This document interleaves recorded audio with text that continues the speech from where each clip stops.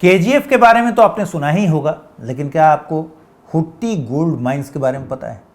हाल ही में Hutti gold mines limited चर्चा में रहा। दुनिया में युद्ध चल रहे हैं, इनकी वजह से आर्थिक अस्थिरता आ रही है, इसलिए लोगों का सुरक्षित निवेश की तरफ रुझान बढ़ रहा है और इन्हीं सब वजहों से अंतर्राष्ट्रीय बाजार में सोने की कीमतें रिकॉर्ड स्तर तक पहुंच चुकी हैं और यही कारण है कि हुट्टी गोल्ड माइंस लिमिटेड की कमाई में बहुत बड़ा इजाफा हुआ है। आइए अब हुट्टी गोल्ड माइन की बात करते हैं। देखिए, हुट्टी गोल्ड माइन कर्नाटक के रायचूर जिले में है। यह भारत की एकमात्र पूरी तरह सक्रिय सरकारी स्वामित्व वाली गोल्ड माइन मानी जाती है। यहाँ लगातार अंडरग्राउंड माइनिंग के जरिए सोना निकाला जाता है और इसका संचालन कर्नाटक सरकार करती है।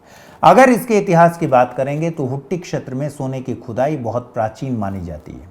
माना जाता है कि यहाँ खनन कार्य सम्राट अशोक के समय से भी पहले शुरू हो चुका था। आधुनिक दौर में गहरी खदानों की खोज का काम John Taylor and Sons company ने शुरू किया। उस समय यह काम हैदराबाद के निजाम के अधीन हैदराबाद डेक्कन कंपनी द्वारा कराया गया था।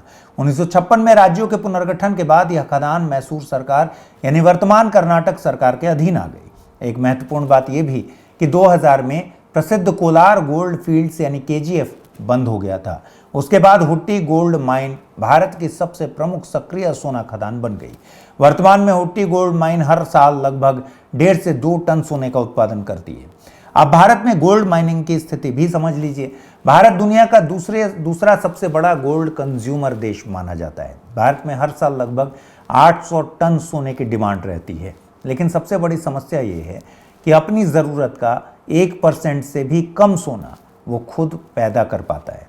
यानी देश को अधिकांश सोना विदेशों से आयात करना पड़ता है। अगर गोल्ड रिजर्व की बात करेंगे तो कर्नाटक भारत का सबसे महत्वपूर्ण गोल्ड माइनिंग राज्य माना जाता है। यहाँ हुट्टी, ऊटी और केजीएफ जैसे क्षेत्र मौजूद हैं।